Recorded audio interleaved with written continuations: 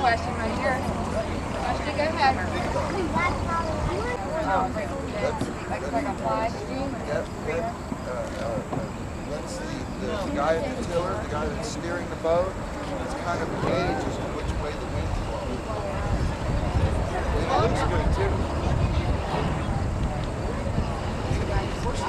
Everybody goes paint. I got a reproduction of it. Someone said, did you get all the pictures on the same spot?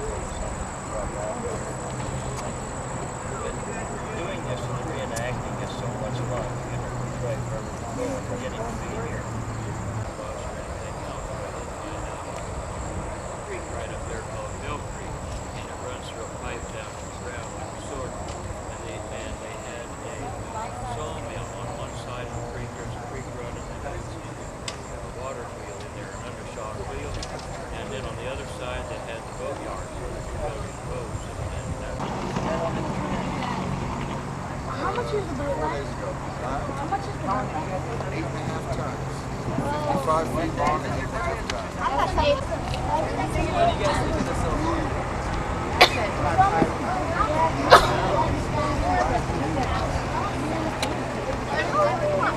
You got a question?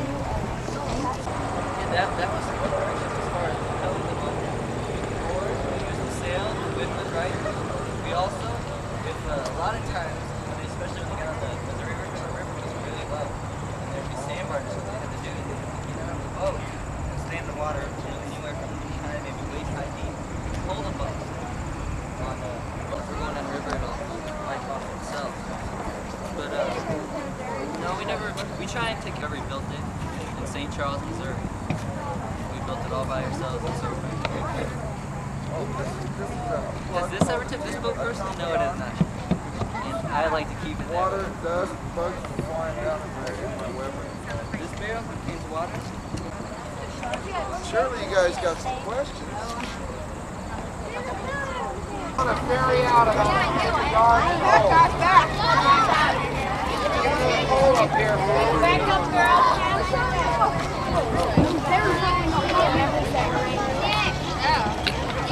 Stand by the line. Back up, Tom. Come on, Shannon, put them back.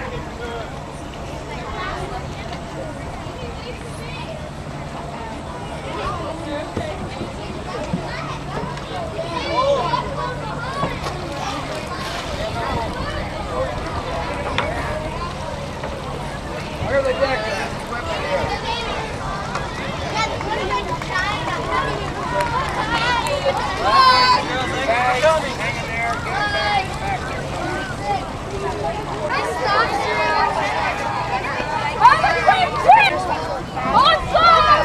Buy that!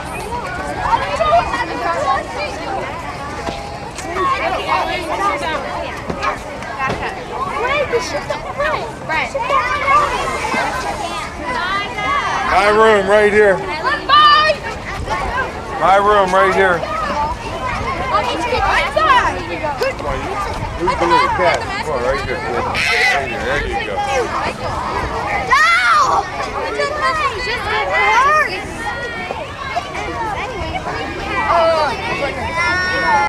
Good job, Wade. Training. Oh, okay. I was glad to see her. That's bad. I'd love to come up on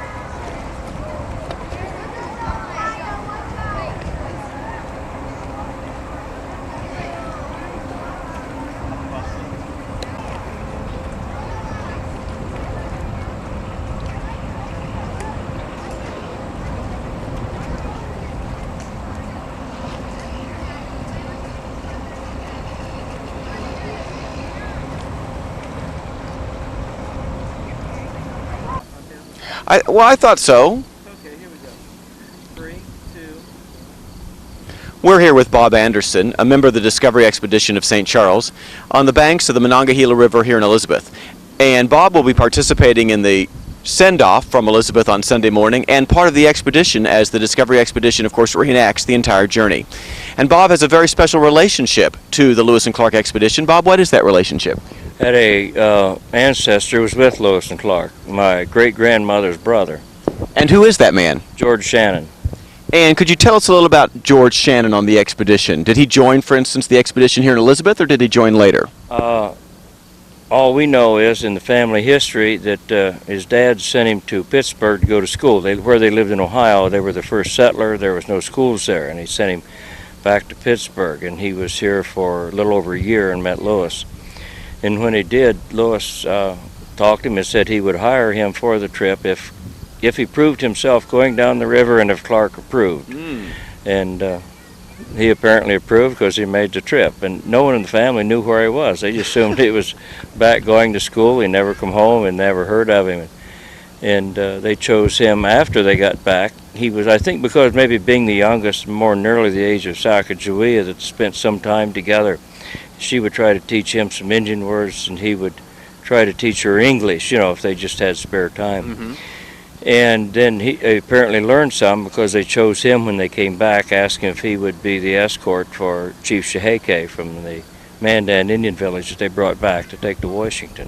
So he got to go then with them all the way back to Monticello, to Washington, D.C., to the capital, to Philadelphia, and was with the escort taking back.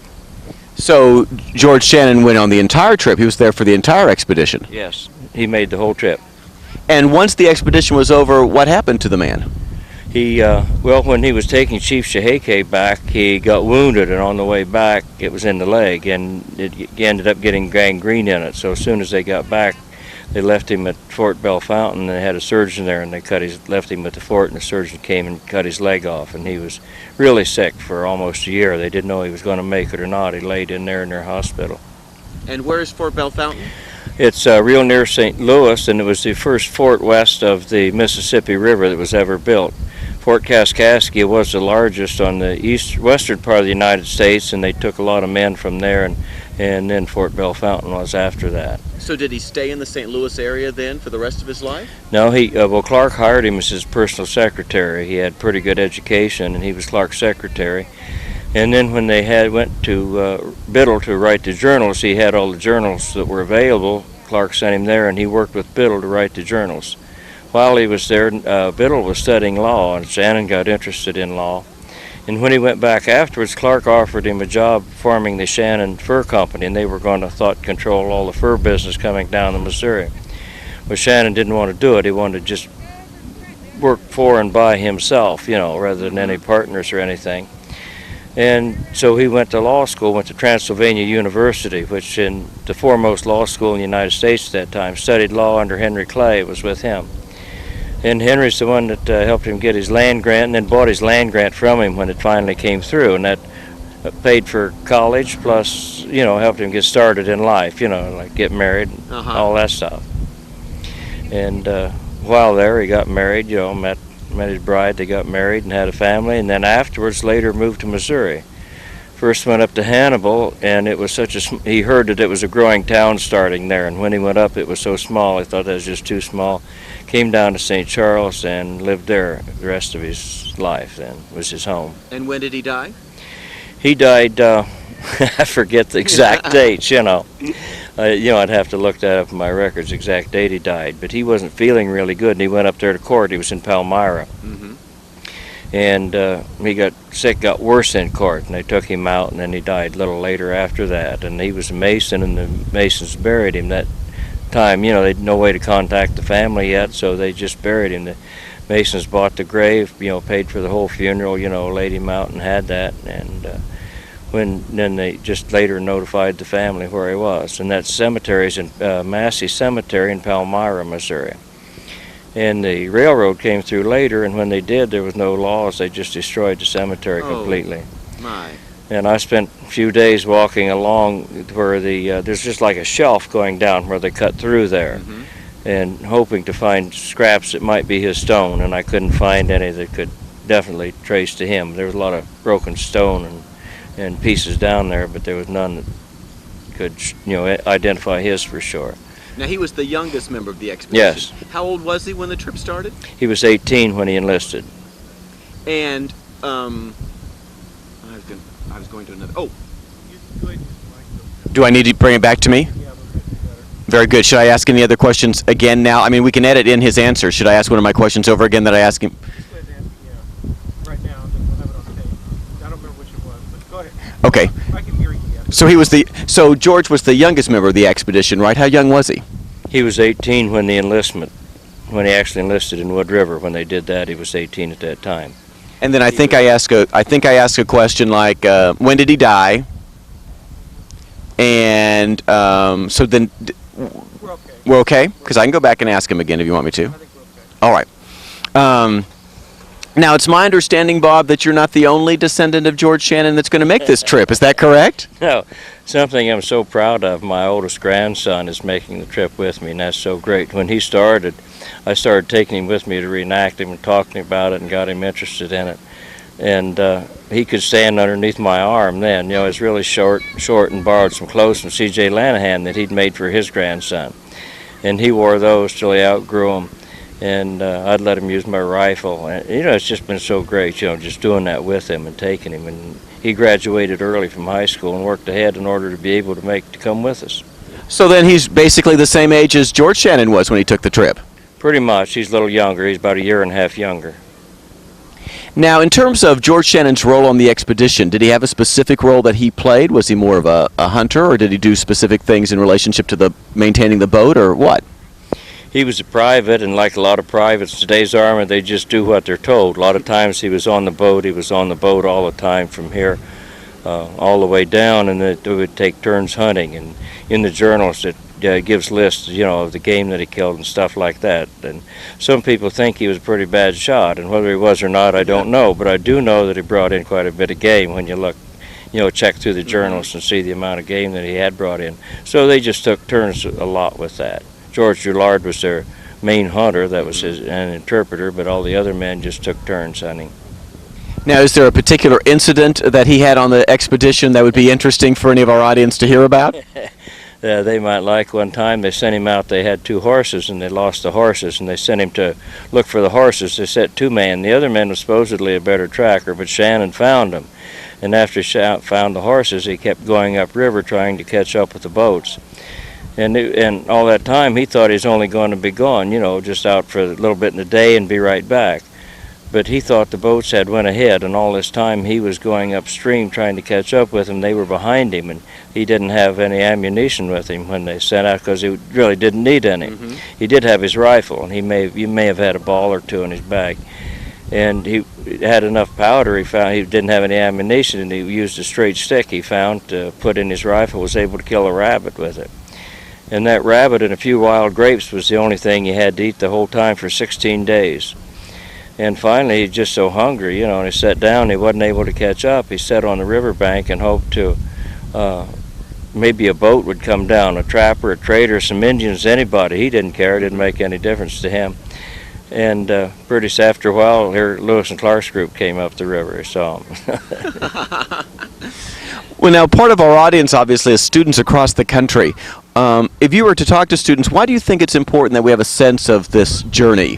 What difference did it make to America then, and why do you think it's important for us to look back at it now, 200 years later? I think anything that we learn, just like we've learned a lot from our space program when we went to the moon, I think what Lewis and Clark did was far greater than going to the moon. We really didn't learn that much on the moon. We learned a lot preparing for it. We learned a lot of new things, new technologies were developed because of it. But when Lewis and Clark started their trip, they were going into the just total unknown. They were to look for mastodons and things like this because they had seen bones, and the country was so unknown they thought they might exist out there. They learned that they didn't exist, and they also learned there was not an easy water route to the Pacific Ocean. And I think the amazement that they had, the wonder that they just thought of 1 or 2 days portage and they'd be right over there. And to get up there and look across, and when you're there, it's just unbelievable. I can't really describe it to put it into words, the mountains, how far they are, and you can just see, you know how large they are. They just seem to go on forever and ever and ever. And I think that's just so great, and the wonder of the things that they were doing.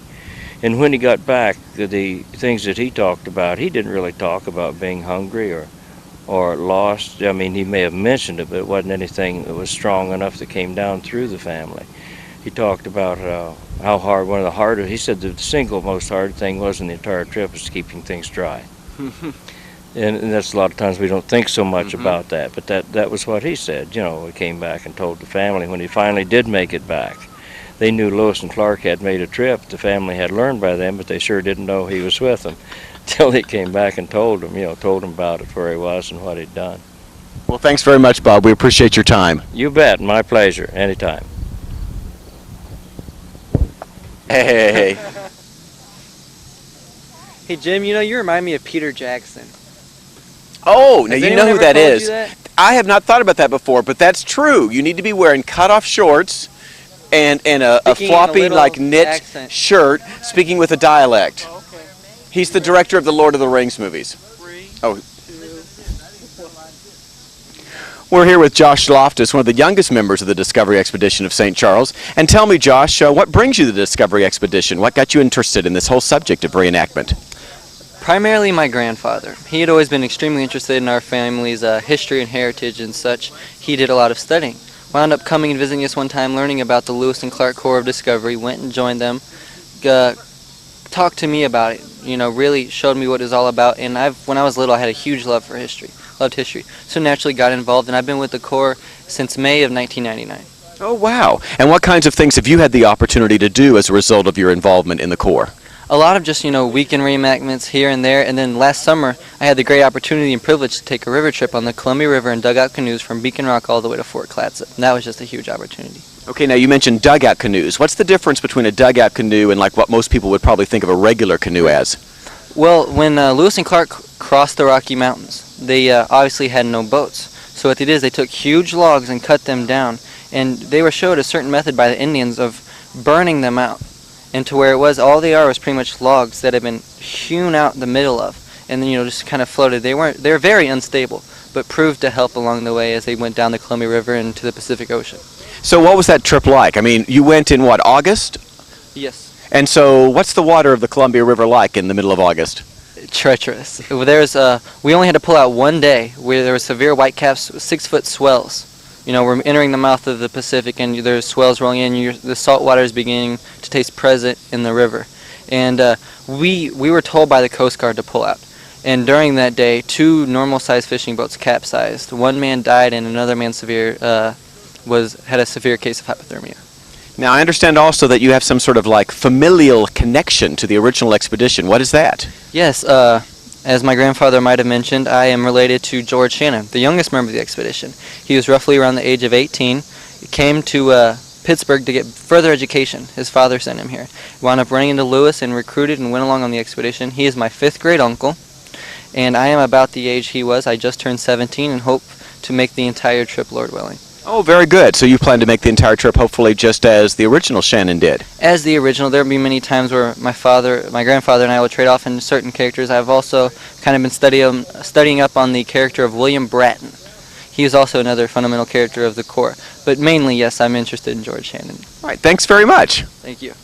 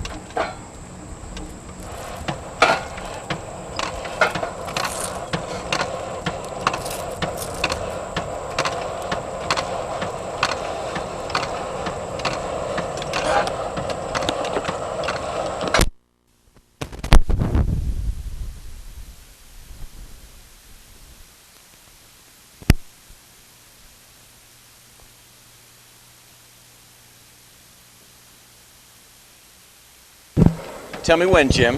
John Shields on the expedition. Thank you, John Shields on the expedition. And, you know, it's kind of warm back here for us, so... Go ahead, Tim.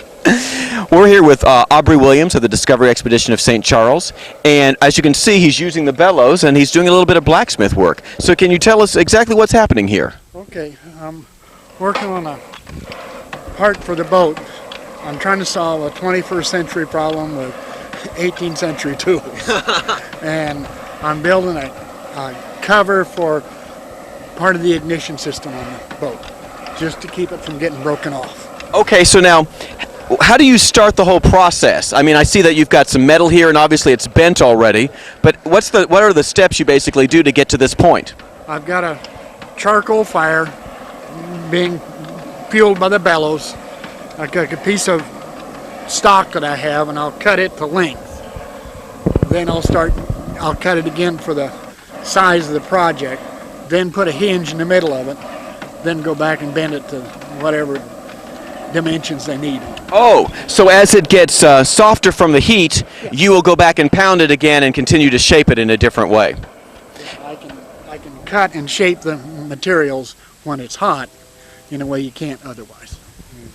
Now, will you be traveling with the Discovery Expedition for a lot of the reenactment? A good portion of it.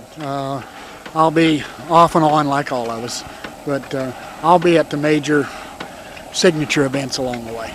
And are you playing a particular role? John Shields, he was the blacksmith and gunsmith for the organization. Oh, excellent. For which organization? For the Discovery Expedition. And this morning I fixed a musket, and this afternoon I'm working for the boat. And it's just, you just fix things, and that's what John Shields did. So tell me a little bit about just what you've got here that you're working with. This is known as a bellows, is that right? It's a large air pump, is what it does. It forces air into a charcoal fire, which brings metal up to temperature. And I work at a temperature, about 1400 degrees.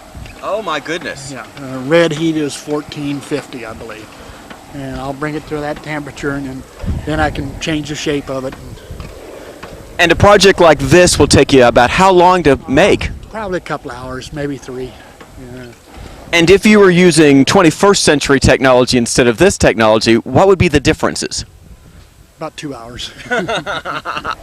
This part, I'd go to the bandsaw and cut it, and it would be a lot faster. A lot faster. Thanks very much, Aubrey.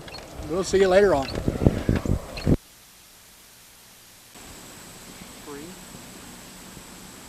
Happy to introduce you to Barry Boucher, who lives here in Elizabeth, Pennsylvania, who's been working as a liaison with the Discovery Expedition of St. Charles and helping to organize the festival this weekend that's occurring in Elizabeth as we get prepared to launch the actual boats for the reenactment.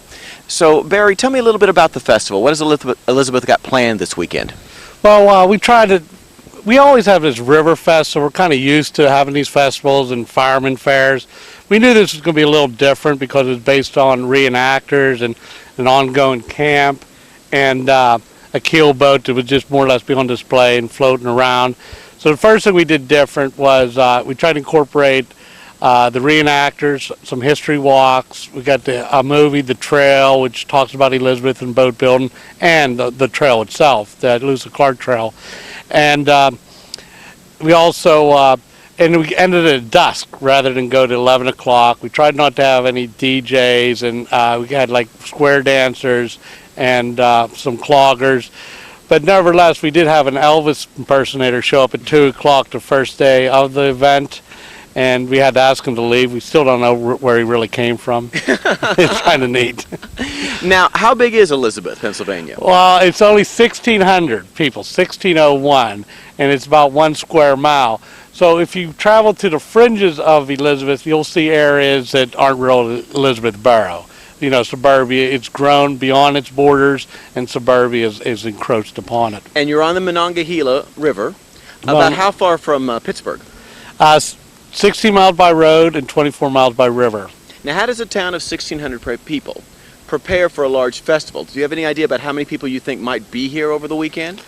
Well, I think, first of all, that was always the magic question, and they had an emergency meeting the night before it all started. I didn't get to it, but I was tempted to go with an envelope and told them I had the magic number. And it seems to be more spread out. We knew it would be an older clientele, and more educated, and So we knew they'd come at different time periods, and that seems to be what's happening. Since the municipality was really involved in planning, they probably planned for a bigger crowd.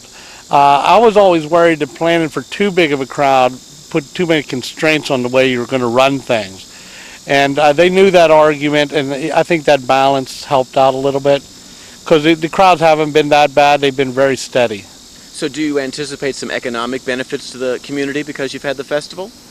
Yeah, there's always that initial bang, you know. The restaurants benefit, the people that sell water and beer, of course.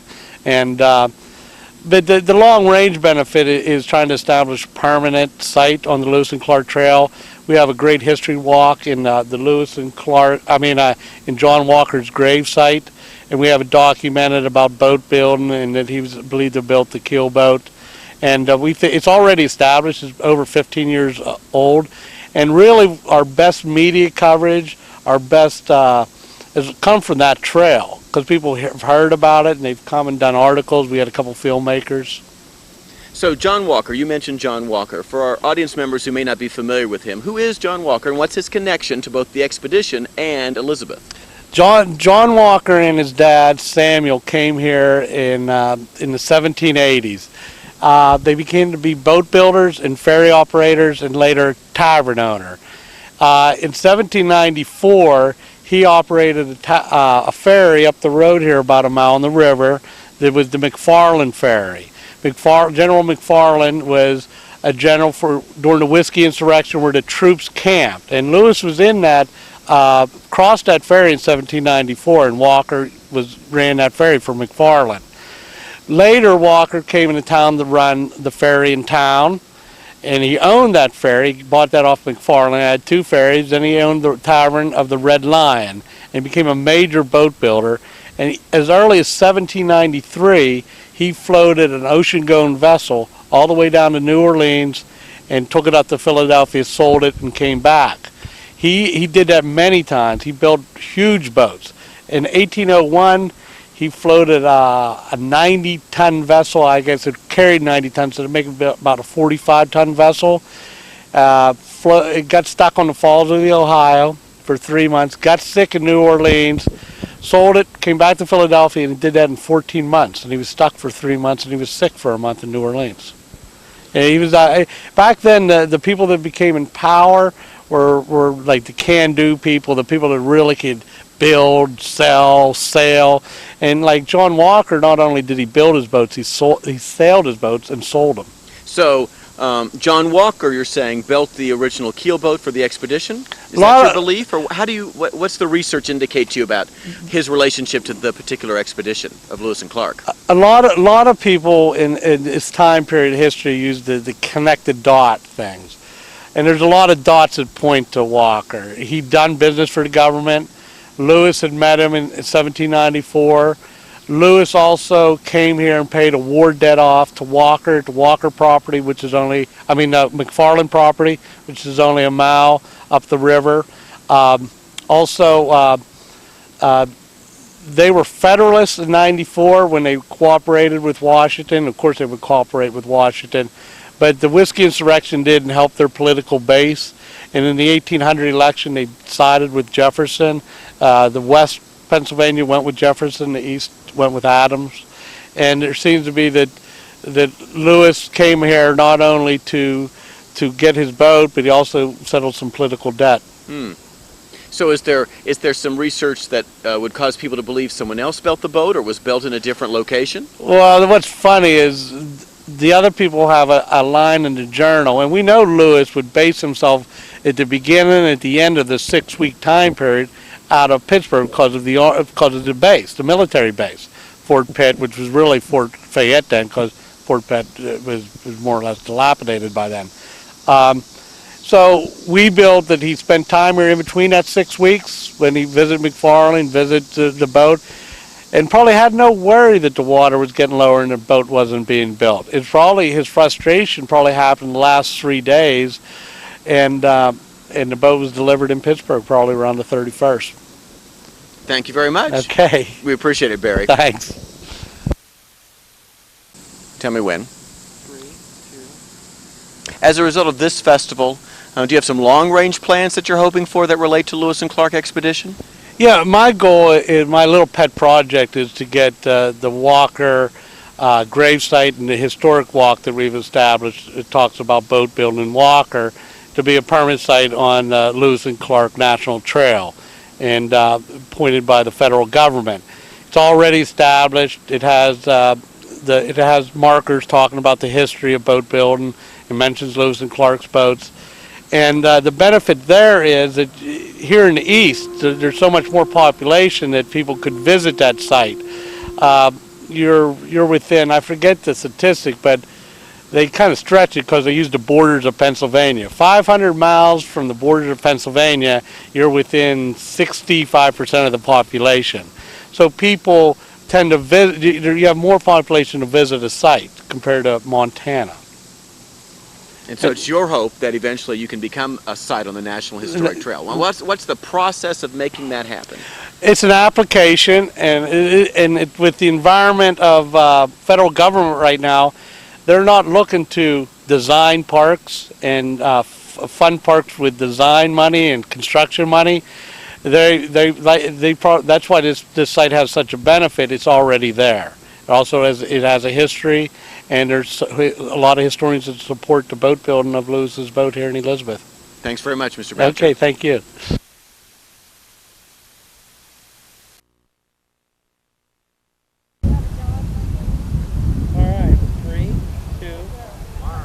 Joining me sitting on the cabin of the keelboat of the Discovery Expedition of St. Charles is Larry McLean. Larry, could you tell me a little bit about your role with the Discovery Expedition? Yeah, I've been with the Discovery Expedition since about 1999. I portray Private Hugh McNeil, one of the military Army privates on the expedition. I also help run some of the crew aspects. I've spent a lot of time in the military, and I'm a police officer in civilian life, and that training's kind of helped me because police work's quasi-military, and my military training helps me to fit in. And when we trained the group, because the Lewis and Clark Expedition was a United States Army operation. Yes, I wanted to ask you about that military expedition, since the original one was as well. What kind of training work do you all do as members of the Corps now to kind of like replicate that kind of work? Well, we spend a lot of time trying to replicate the actual day in the life of a private, or in Captain Lewis's case or Captain Clark's case, a day in the life of a military 1803. That includes our dress, some of our operating procedures, and it also includes lots and lots of drill. Lots of drill. So when you say lots of drill, what is the drill you do? Basically, our drill is a von Steuben's drill, and it's somewhat modified as we believe it was at that time period. We work with our firelocks, with our period weapons, practice drilling, and the purpose of drill and the history of the military in that time and today is to move large groups of people quickly and efficiently. And that's why we use it not only for demonstration purposes to show people what they did at that time, but also to move large groups of people quickly and efficiently. So when you leave Elizabeth here on Sunday morning, what's your destination on the first day? The first day we'll be traveling to Pittsburgh, Pennsylvania. Actually, we'll be specifically traveling to Point State Park, which is the location of the old Fort Pitt. And what is the historic significance of that location? Well, the Point State Park, the tip of Pittsburgh, downtown Pittsburgh, is where the Allegheny and the Monongahela come together and form the Ohio River. It's been a strategic location in American history, in really colonial history, since its inception. It was the location of Fort Duquesne, I believe I pronounced that right, and Fort Pitt. And it was probably a contested piece of property as early as there were people, including Native Americans, in this area. Now, about how many miles downriver is it from Elizabeth to Fort Pitt? You asked me a good question. I checked the charts this morning. I think it's 25 miles, but I'll have to check the charts to be sure. Now, on a good day, using manpower and wind power, let's say, you put up the sail, about how long is it going to take you to go 25 miles? Actually, if we were using manpower and wind power, at this time, if you look at the journals, as I remember, Captain Lewis, when he picked up the boat in Pittsburgh, and the men were making about 10 to 11 miles a day. So we're going to need a little help. And that help comes from what exactly? An engine. This is a replica of the original, and the They didn't have to deal with, the river was vastly different. When they took the boat down the river during then, it was a very shallow year. It was a different river. They spent a lot of time offloading the gear, lifting it over the shoals. They actually had to engage a lot of locals, farmers with their oxen to pull the boat to help them move it down the river because it was so shallow. Obviously, it's not that shallow today. Now you talk about the river, which is far different today. Obviously, the river has no idea that you're on a reenactment. So what kind of steps have you all taken in terms of water safety and preparing for that aspect of the trip? Well, we've taken steps as a group and individually. I've attended the Coast Guard seamanship courses. I'm certified in CPR and the use of external defibrillators. But we have had some first aid training, some safety courses, and when the new crew comes on board, and that's why we've been here a week before this even starts, training people on boat safety and our procedures, where we stow the life jackets, use of the life jackets, we have throw lines, safety features, we have a medical kit on board with CPR masks, gauzes, bandages, and those kind of things as well. We also carry a GPS system for direction finding, and we have a marine radio so we can be in contact at all times with the Coast Guard as well as the locks, because we have to deal with the Corps of Engineers and locks as we move down the river. How did you get interested in this in the first place? I mean, did you see an ad in the paper that said men wanted for the Discovery Expedition, or what happened? You know, everybody has a different story. I happen to be from St. Charles where the boats were built, and I lived right where they were working on the boats and watched them for years and years as I was finishing my education in college, building the boats, and I was very busy raising a young family and doing that. But I knew that in 2004, when they leave St. Charles in May of 2004, I knew that I couldn't stand on the bank and watch this vessel go up that river from my hometown and not be on it. I was drawn by the adventure. So I obviously got in on the ground floor so that I could earn a right to be on the boat as it left my hometown. Now, am I correct that in addition to being a policeman and a former Marine, you're also in the National Guard now? That's correct. Actually, I am a member. I got out of the United States Marine Corps in 1997, and now I'm a member of the Montana National Guard. And I'm here today on Army orders. This is my annual training duty. I'll be back on the boat this fall on my vacation, but right now I am assigned here by the Montana National Guard. And part of what I'm doing out here is we have a lot of people overseas. We have men and women across the pond right now. And it's American military history. It's Army heritage. This was a United States Army operation. It really, if you think about it, in my mind, it was really the first Special Forces type operation. The United States Army was engaged with natives. They were engaged with civilian contractors to accomplish a mission, to accomplish the goal. They were essentially off the map. Now, is the National Guard doing any kind of support for this particular reenactment expedition? Anything with logistical support or other areas of help? Yeah, they are. They're very involved, actually. We have a second boat that'll join on the Ohio. It's the Red Perot. It's a 41-foot red Perot, flat-bottomed vessel. And it is stored right as we speak at the West Virginia National Guard facility in Wheeling, West Virginia. They've got it in a secure compound, and they're holding it there for us until we can retrieve it when we get to Wheeling, West Virginia. Thanks very much, Larry. We appreciate your time. Thank you.